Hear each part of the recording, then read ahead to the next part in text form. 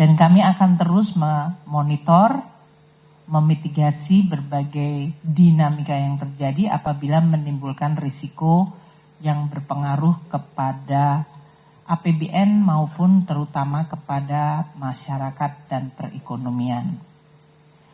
Dengan kondisi asumsi akhir tahun 2024 dibandingkan dengan realisasi dan perkembangan yang terjadi dalam 2 bulan ini, maka kita lihat postur APBN 2025 hingga tahun 2025 akhir Februari.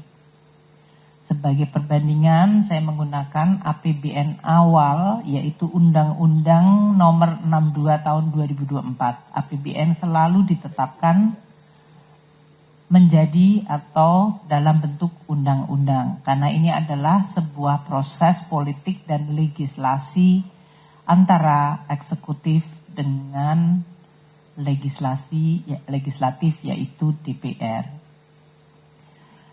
Di dalam APBN yang tertuang di dalam Undang-Undang Nomor 62 2024 disebutkan bahwa pendapatan negara akan ditargetkan 3.005 triliun, di mana penerimaan pajak di 2.189,3 triliun rupiah. Bea dan cukai menyumbangkan 301,6 dan PNBP di 513,6 sebagai target untuk tahun 2025 ini. Realisasi hingga akhir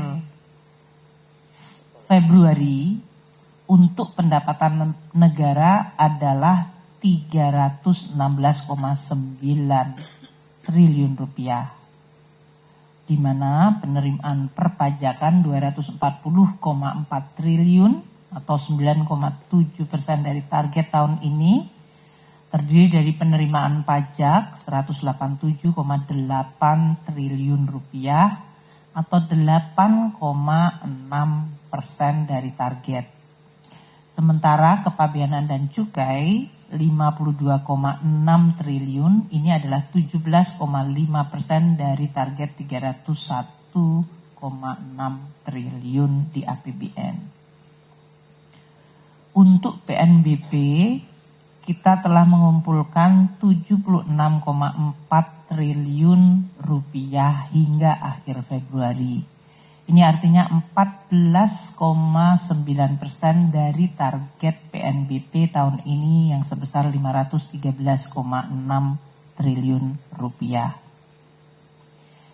Dari sisi belanja,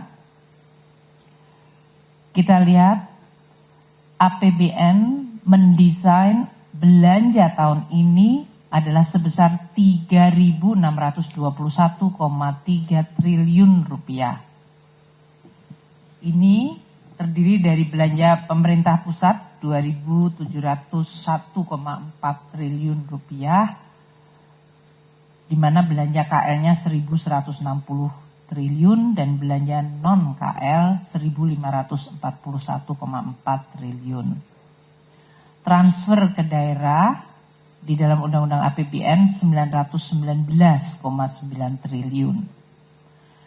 APBN 2024 didesain dengan defisit 616,2 triliun dan keseimbangan primer juga defisit 63,3. Itu adalah desain APBN 2025. Sehingga ini saya menggunakan ini untuk bisa menaruh di dalam konteks akhir Februari.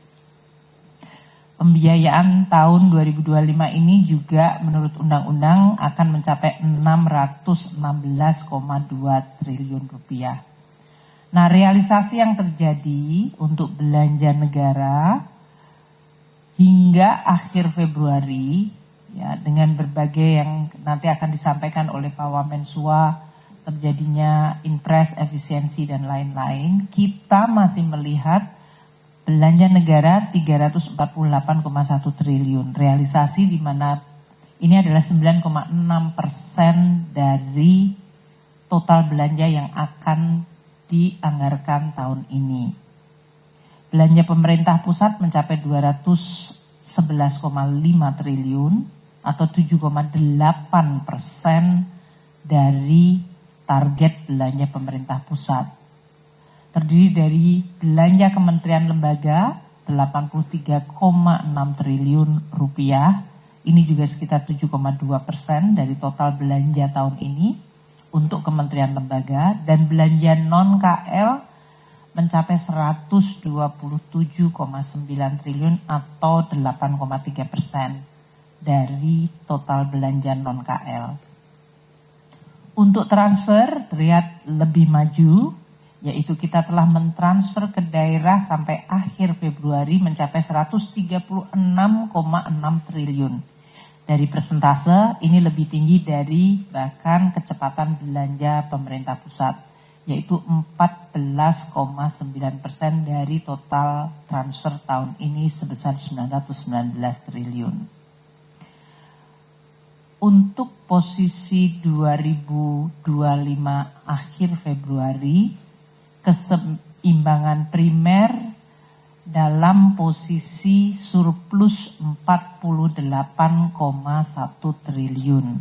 Di dalam APBN undang-undang nantinya kalau itu terlaksana semua adalah 63,3 defisit. Jadi ini masih positif.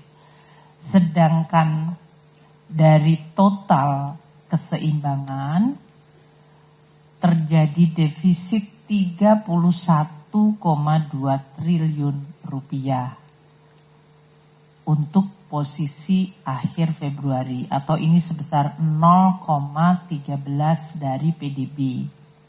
Saya ingatkan kembali kolom sebelahnya, APBN didesain dengan defisit 616,2 triliun.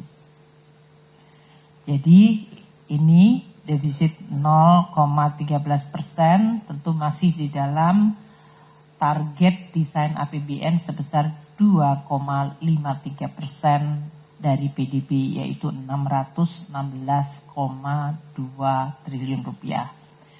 Sampai dengan akhir Februari, pembiayaan anggaran tercapai 220,1 triliun rupiah. Ini artinya 2 bulan pertama kita telah merealisir pembiayaan cukup besar, 35,7%. Implisit ini berarti ada perencanaan dari pembiayaan yang cukup front loading, artinya issuance-nya di awal cukup besar. Nanti Pak Tommy menjelaskan. Saya akan memulai dengan kondisi ekonomi sebelum nanti akan diteruskan oleh para wamen untuk pendapatan belanja dan pembiayaan.